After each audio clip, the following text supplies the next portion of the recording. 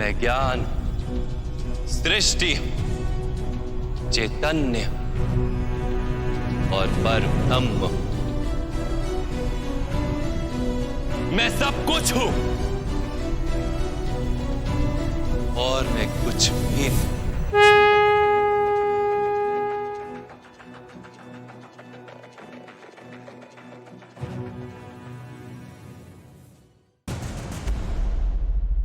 नमस्कार दोस्तों, 24/7 विद्या में आपका स्वागत है। दोस्तों, आजकल की भागदौड़ वाली जिंदगी में हम इस कदर अपने आप को उस माहौल में डाल दिया है कि पता ही नहीं चलता हमारा जीवन की डोर किस ओर खींचे जा रही है। कोई बहुत ज़्यादा सुखी है तो किसी का दुख समाप्त होने का नाम नहीं ले रहा है। किसी को लगता है ये पूरा संसार उसके मुट्ठी में, किसके लिए उसका अगला कदम कहाँ होगा ये नहीं पता होता है। समय का चक्र निरंतर अपना कर्म कर रहा है और लोग उसके साथ चलने की बजाय उस चक्रव्यूह में ही फंसे जा रहे हैं। फिर हम अपने भाग्य पर दोष देते हैं, अपनी किस्मत को कोसते हैं या फिर दूसरे को दोष देते हैं और कहते हैं कि उसके वजह से ऐसा हो गया वैसा हो गया। परंतु उस मार्ग पर कोई नहीं चलना चाहता है जो स्वयं भगवान ने कहा है। दुनिया में जितने भी ज्ञान की बातें हुई है, या कोई आश्रम में हुई है जहाँ बहुत सारे साधु संत बैठे रहते हैं, कोई मंदिर हो या फिर कोई ऐसे जगह जहाँ शांत वातावरण हो और कोई ज्ञानी पुरुष ज्ञान की प्रवचन दे रहे हैं, लेकिन एक ऐसा ज्ञान और एक ऐसे जगह पर भगवान ने दिए हैं कि आप कल्पना भी नहीं कर सकते हैं। जहां लोग युद्ध करने गए, लड़ाई लड़ने गए, जहां युद्ध की ध्वनि हर जगह सुनाई दे रही हो, तलवार की चमक और एक दूसरे को मरने मारने की बातें हो रही हो, उन सब के बीच अचानक ज्ञान की बातें। और क्या जगह चुनी है भगवान ने इस संसार को गीता का ज्ञान देने के लिए। और ये कोई साधारण ज्ञान नहीं, ये संपूर्ण मानव जाति का जीवन का आधार है, समाधान है। भगवान श्री कृष्ण ने कुरुक्षेत्र की रणभूमि में अर्जुन को 18 अध्याय और 700 श्लोक में सृष्टि का संपूर्ण ज्ञान दिए थे। आज के इस वीडियो में महाभारत की ऐसे 5 ज्ञान की बातें जो आपको बताने वाला हूँ, जो आप अपने जीवन में उसे उतार सकते हैं। और मैं दावा के साथ कह सकता हूँ कि इस वीडियो के बाद अपने जीवन में काफ़ी बदलाव आने वाला है। जिस ज्ञान को स्वयं भगवान ने कहा था, आज मैं पॉइंट टू पॉइंट बताने वाला हूँ। वीडियो को ध्यान से एंड तक देखिए और आगे भी शेयर कीजिए। और जल्दी से चैनल को लाइक एंड सब्सक्राइब करें, बेल आइकन के ऊपर क्लिक करके ऑल ऑप्शन को सिलेक्ट करें। आपको हमारे सारे नए वीडियो का नोटिफिकेशन आते रहेगा। दोस्तों, अक्सर मैं गीता की बातें मेरे घर में दोस्तों के साथ और जहां भी मौका मिले वहां इस ज्ञान की चर्चा करते रहता हूं कि किस प्रकार इस अमृत रूपी ज्ञान ने लाखों जीवन को प्रभावित किया, वो आज मैं आपको बताना चाहता हूँ। पूरे गीता का ज्ञान सुनाना चाहूँ तो एक वीडियो में पॉसिबल नहीं होगा, मगर भगवान की 5 ऐसी बातें हैं जिसे सुनकर आपके जीवन में काफी बदलाव आएगा। सबसे पहले अर्जुन भगवान से पूछते हैं, हे माधव, आप कहाँ रहते हैं, आप कहाँ विराजमान हैं।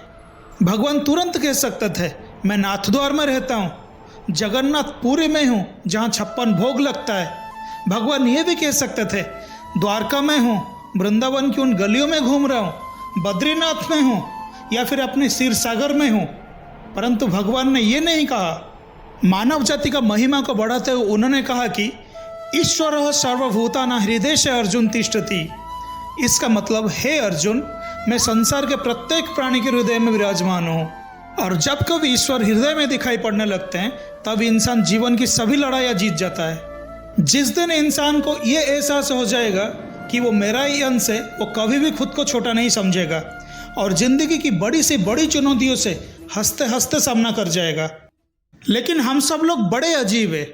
पेड़ पर धागा बांधकर विश्वास कर लेंगे कि कुछ अच्छा जरूर हो जाएगा, लेकिन खुद पर कभी विश्वास नहीं करेंगे।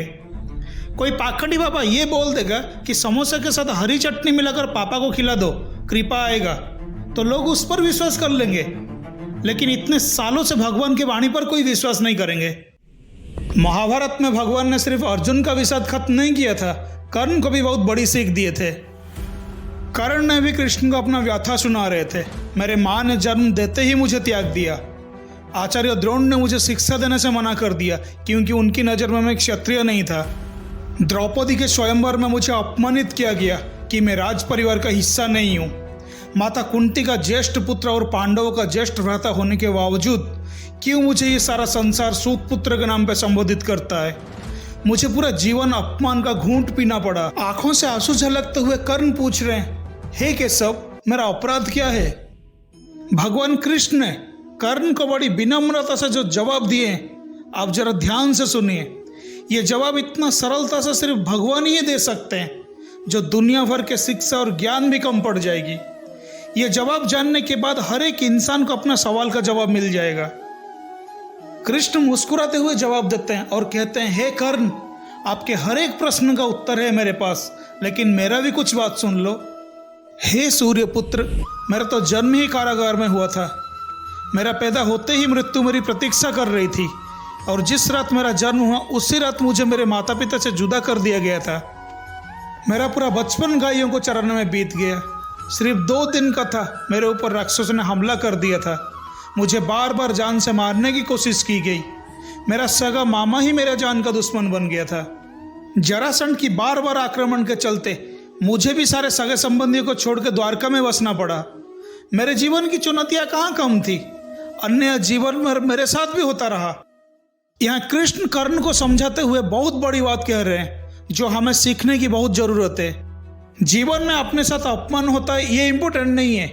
इम्पोर्टेंट ये है कि उस अपमान का जवाब कैसे देते हो। कर्ण जीवन भर अपने अतीत के कड़वाहट से भरे रहे, और कृष्ण कभी अपने अतीत पर आरोप नहीं लगाया। कर्ण पीछे की ओर देख के अपना वर्तमान खराब कर रहे थे, और कृष्ण अपना अतीत को भुलाकर हमेशा आगे की तरफ देखते हैं। कुदरत ने दोनों के साथ अन्याय किया, मगर कर्ण ये अन्याय कभी भूल नहीं पाए, और कृष्ण को यह अन्याय कभी याद नहीं आया। एक ने अपने आप को क्रोध की विषैली जहर और हीन भाव से भर लिया था, और दूसरे ने स्वीकृति की अमृत से। दोनों में अगर कोई अंतर था तो वो सिर्फ एक्सेप्टेंस का था। कृष्ण ने हंसकर अपना नियति स्वीकार कर ली, और कर्ण कभी अपनी नियति स्वीकार नहीं कर सका। अधर्मियों के साथ देखकर अकाल मृत्यु को प्राप्त हुआ। परिस्थिति का चक्र चलते रहेगा। हमें कई बार ऐसा लगेगा भाग्य ने धोखा दे दिया, हमारे साथ बहुत बुरा हुआ, हम इस तरह के परिस्थिति में कैसे रहेंगे, हमारे साथ ही क्यों ऐसा होता है। इस तरह की बहुत से ख्याल अक्सर हमारे जीवन में आते हैं, मगर ये चुनाव हम पर ही निर्भर करता है कि हम कर्ण की तरह रोते रहे, अपना दुख लोगों को सुनाते रहे, या फिर कृष्ण की तरह जीवन को उल्लास और उत्सव में बदल दे। जीवन में रोने के लिए नहीं, बल्कि हंसने के लिए कारण ढूंढनी है, क्योंकि जीवन तो भगवान का भी कहाँ सरल था। जीवन है तो समस्या होगी, और समस्या है तो उसका समाधान भी होगा। सामर्थ्य होते हुए भी धैर्य कैसे रखना, ये चीज आप भगवान कृष्ण से सीख सकते हैं। श्री कृष्ण की बुआ का बेटा था शिशुपाल, रिश्ते में भाई लगता था। शिशुपाल की जन्म होते के साथ ही एक भविष्यवाणी हुई थी कि कृष्ण के हाथ ही शिशुपाल का वध होगा, तो बुआ चिंतित थी। मगर कृष्ण ने उन्हें वचन दिया था कि इसकी 100 गलतियां माफ कर दूंगा, कुछ नहीं कहूंगा। शिशुपाल बड़ा हुआ और रुक्मिणी के प्रेम में पड़ गया, पर रुक्मिणी तो कृष्ण से प्रेम करती थी। शिशुपाल ये सहन नहीं कर सका और अंदर ही अंदर कृष्ण से नफरत करने लगा। सम्राट युधिष्ठिर का राजसूय यज्ञ हो रहा था। सभी आए, शिशुपाल भी आया, और भारी सभा में कृष्ण का अपमान करने लगा। बलराम को बहुत गुस्सा आया, पर कृष्ण ने मुस्कुराते हुए बलराम का गुस्सा शांत किए। बुआ का जो वचन निभाना था, जैसे ही 100 गलतियां पूरी हुई और अगला अपशब्द बोलने के लिए जैसे ही मुंह खोला, तब कृष्ण ने अपने सुदर्शन चक्र से शिशुपाल का वध कर दिए। कृष्ण सिखा रहे हैं यहाँ हम सबको, हमेशा छोटे से छोटे बात पर अक्सर दूसरे को भला बुरा कह देते हैं या फिर बल का प्रयोग करते हैं। कृष्ण के उपदेश से हमें सीखनी चाहिए कि दूसरे को कैसे माफ करते हैं, और ये भी सिखा रहे हैं कि करुणा वास्तव रूप से वहीं तक उचित है जहाँ तक उसका मर्यादा पार ना हो, नहीं तो राम को परशुराम बनते देर नहीं लगती। कृष्ण शांति प्रिय है, बांसुरी बजा के लोगों को प्यार का संदेश देने वाले हैं। वो कहाँ युद्ध के पक्ष में थे, शांति का संदेश देने वाला शांतिदूत बन के गए थे हस्तिनापुर, और दुर्योधन से कहा था कि हे दुर्योधन, पांडव संतोषी है, उन्हें सिर्फ 5 गांव दे दे। लेकिन दुर्योधन ने एक ना सुनी और कहने लगा, सुई के नोक के बराबर जमीन नहीं दूंगा, अगर चाहिए तो उन्हें युद्ध करना होगा। जब कृष्ण ने बार बार समझाने लगे तो उन्हें ही बंदी बनाने चला। तब शांतिदूत कब क्रांतिदूत बन गया ये किसी को पता ही नहीं चला। हरि ने अपना रौद्र रूप दिखाया और कहे, हे मूर्ख दुर्योधन, तुझ में इतना सामर्थ्य है कि तू हमें बांधने चला। अगर बांध सको तो फिर आओ दुर्योधन, बांध मुझे। दोस्तों, ये भगवान कृष्ण कहते हैं कि अब बातचीत नहीं दुर्योधन, अब ये युद्ध जरूर होगा। जैसे हम पहले कहा था कि भगवान कहते हैं कि करुणा वास्तविक रूप से तब तक उचित है जहाँ तक उसका मर्यादा ना पार हो, और यहाँ भी वो वही कर रहे थे। और हम सबको भी यही सीखनी चाहिए कि पहले हर चीज़ के लिए शांति का मार्ग अपनाइए। अगर बात शांति से ना बने तो फिर दूसरा मार्ग आप चुनिए। इसके बाद आप भगवान कृष्ण से ये सीख सकते हैं कि हम इंसान को वक्त के हिसाब से अपना दायित्व को कैसे पूरा कर सकते हैं, और भगवान भी यहाँ जो रोल स्वीकार किए हैं उसे पूरी तरह से निभाते हैं। भगवान ने कहा अर्जुन से, हे अर्जुन, मैं तुम्हारा सारथी बनूंगा और मैं सारथी बन के सिर्फ सारथी का ही काम करूंगा और तुम्हारा रथ को मैं चलाऊंगा और तुम मुझे एक सारथी की तरह आज्ञा भी दे सकते हो। तीनों लोगों के स्वामी, इस जगत की पालनहार। यहाँ भगवान इंसान को ये सिखा रहे हैं कि कोई काम छोटा या बड़ा नहीं होता। जिसको जो काम दिए गए हैं उसे वो काम पूरा निष्ठा के साथ करनी चाहिए, क्योंकि तुम्हारा कर्म ही तुम्हारा धर्म है। श्रीमद् भगवद गीता से एक ऐसे बात सीखने को मिल रही है जो हमें आज के दौर पर सबसे ज़्यादा ज़रूरत है। क्वांटिटी नहीं, क्वालिटी। युद्ध अब शुरू भी नहीं हुई है। भगवान अपनी कक्षा में आराम कर रहे होते हैं। अर्जुन और दुर्योधन दोनों भगवान से मिलने आते हैं। दुर्योधन भगवान के सिर के पास बैठ जाते हैं और अर्जुन उनके चरणों के पास, और इंतजार में रहते हैं कि कब भगवान अपने निद्रा से बाहर आएंगे। भगवान का नींद खुली और वो जागते हैं। तब सामने अर्जुन को देखते हैं और पूछते हैं, प्रिय अर्जुन, कैसे आना हुआ? इतने में पीछे से दुर्योधन बोल पड़ा, मैं भी पहले आया हूँ। भगवान ने कहा, प्रिय दुर्योधन, आप भी यहाँ? क्योंकि आप मेरे सिर के पास बैठे थे इसलिए मेरा ध्यान पहले अर्जुन के ऊपर पड़ा। कहिए कैसे आना हुआ? दुर्योधन ने कहा, मुझे आपका साथ चाहिए रणभूमि में युद्ध करने के लिए। अर्जुन चुपचाप ये सब सुन रहे थे। भगवान ने अर्जुन की तरफ देखा और उनसे पूछा, आप क्या चाहते हो पार्थ? अर्जुन ने कहा, हे माधव, मैं भी इसलिए आया हूँ, मुझे आपका साथ चाहिए। भगवान दोनों की तरफ देखते हुए कहते हैं, मेरे पास दो विकल्प है। पहला, एक तरफ मेरे पूरे नारायणी सेना और दूसरे तरफ मैं अकेला, और मैं वचन देता हूँ कि इस रणभूमि में मैं हथियार नहीं उठाऊंगा। अब विकल्प तुम दोनों के पास है, जो चाहे मांग लो। मगर पहले मैंने अर्जुन को देखा, इसलिए मैं पहले मांगने का अवसर अर्जुन को देना चाहता हूँ। तो दुर्योधन घबराता है कि अर्जुन कृष्ण की नारायणी सेना ना मांग ले। ये बात उसके मन में चल रहा होता है। तब अर्जुन ने बहुत ही विनम्रता के साथ अपना हाथ जोड़कर कहा, हे माधव, मुझे तो आपका साथ चाहिए, मैं भला सेना का क्या करूँगा? और जैसे ही अर्जुन भगवान का साथ मांगता है, दुर्योधन प्रसन्न हो जाता है और मन ही मन सोच रहा होता है, ये अर्जुन मूर्ख का मूर्ख ही रहेगा। पहले ये हारा जुए में, अब युद्ध में भी हारेगा। ये मूर्ख को इतना नहीं समझ में आया कि कृष्ण अकेला है। वो वचन भी दिया है कि वो युद्ध में हथियार नहीं उठाएगा। अब ये अकेला निहत्था क्या करेगा? उतने में भगवान दुर्योधन से पूछते हैं, अब आपको क्या चाहिए भ्राता दुर्योधन? दुर्योधन ने कहा, मुझे तो आप अपना नारायणी सेना ही दे दे। दोस्तों, मेरे हिसाब से युद्ध का फैसला उसी वक्त हो गया था। युद्ध तो बाद में लड़ा गया था, पर उस वक्त अर्जुन युद्ध जीत गया जब उसने क्वांटिटी नहीं क्वालिटी मांगा।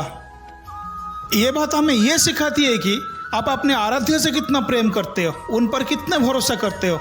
अगर आप ये समझ जाते हो कि भगवान जो भी करता है उसमें हमारा हित छुपा होता है, तो कुरुक्षेत्र की लड़ाई क्या, उससे भी कई बड़ी लड़ाई आप जीत जाओगे।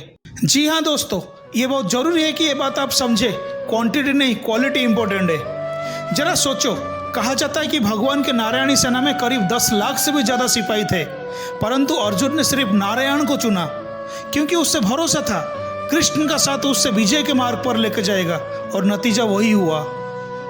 यूं तो श्रीमद् भगवद गीता से हमें बहुत कुछ सीख सकते हैं। वो मनुष्य जीवन का आधार है, उसका हर शब्द में ज्ञान छुपा हुआ है। जितना भी बार आप गीता पढ़ोगे, आपको कुछ ना कुछ नया सीखने को मिलेगा। अगर आप श्रीमद् भगवद गीता पढ़े हो और आपको गीता का कौन सा ज्ञान प्राप्त हुआ है, हमें नीचे कमेंट करके बताइए। और जल्दी से हमारे चैनल को लाइक एंड सब्सक्राइब करें, बेल आइकन के ऊपर क्लिक करके ऑल ऑप्शन को सिलेक्ट करें। आपको हमारे हर एक नए वीडियो का नोटिफिकेशन आता रहेगा। आज के इस वीडियो को हम यहीं समाप्त करते हैं। अगले हफ्ते फिर आएंगे कुछ नए जानकारी के साथ। अपना ख्याल रखिए, स्वस्थ रहिए और खुश रहिए। जय श्री कृष्णा।